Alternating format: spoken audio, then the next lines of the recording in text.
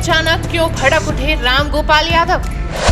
भारतीय संस्कृति और सुरक्षा का याद दिला दिया नारा। जब बोल रहे थे रामगोपाल तो ध्यान से सुन रही थी जया बच्चन। आखिर ऐसी कौन सी समस्या है जिससे सपा अध्यक्ष अखिलेश यादव के चाचा रामगोपाल यादव ने सदन को ध्यान दिला दिया और कहने लगे कि जरा ध्यान दीजिए वरना कैरेक्टर लॉस हो जाएगा। तो समस्या ही समस्या का सामना करना पड़ेगा। Is lost, nothing is lost. If health is lost, something is lost. If character is lost, everything is lost.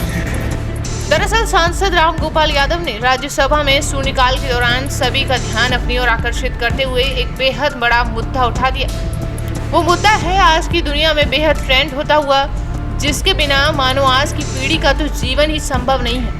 हम बात कर रहे हैं सोशल मीडिया प्लेटफॉर्म इंस्टाग्राम की, जिसका असर लोगों के दिल और दिमाग पर ऐसा छाया हुआ है कि आजकल युवा सब कुछ भूलते जा रहे हैं। सदन में ये मुद्दा उठाया रामगोपाल यादव ने, जिस पर वो बेहद भड़क उठे और रील्स बनाने वालों पर भी टिप्पणियां कर दी और इसे सुरक्षा और सभ्यता पर प्रभावी होने वाला बता दिया और भारतीय संस्कृति की सुरक्षा का नारा भी याद दिलाया।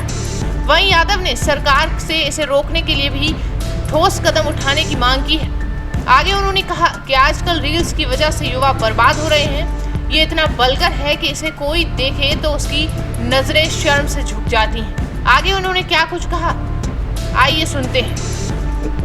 जब हम लोगों की हमारे ज़माने में प्रारंभिक शिक्षा शुरू हुई थी तो अंग्रेजी 6वीं क्लास से पढ़ाई जाती थी और जब अंग्रेजी थोड़ा सा सीख लेता था छात्र तो टीचर एक वाक्य रटवाता था उनको कि इफ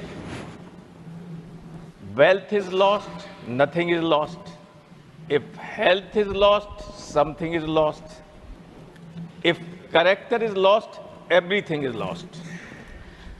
मैं बहुत चिंता भी है और अफसोस भी है कि इस धीरे धीरे हम ऐसी स्थिति में पहुंच गए हैं कि कुछ चैनल्स भी और कुछ उसमें चलने वाले प्रोग्राम्स निरंतर वल्गैरिटी और वॉयलेंस को बढ़ावा दे रहे हैं समाज में। स्पेशली मैं नाम लेना चाहूँगा इंस्टाग्राम रील प्ले का। देश के बड़े पैमाने पर युवा और नई पीढ़ी एक अनुमान के अनुसार से लगभग 3 घंटा अपना बर्बाद करते हैं उन सीरियल्स को और बहुत ही भद्दे और अश्लील किस्म के प्रचार को देखने के लिए। इससे बहुत सारी विकृतियां समाज में पैदा हो रही हैं। आए दिन हम अखबारों में पढ़ते हैं कि साहब इंस्टाग्राम पर मित्रता हुई, शादी हुई, लड़के ने लड़की का मर्डर कर दिया, कहीं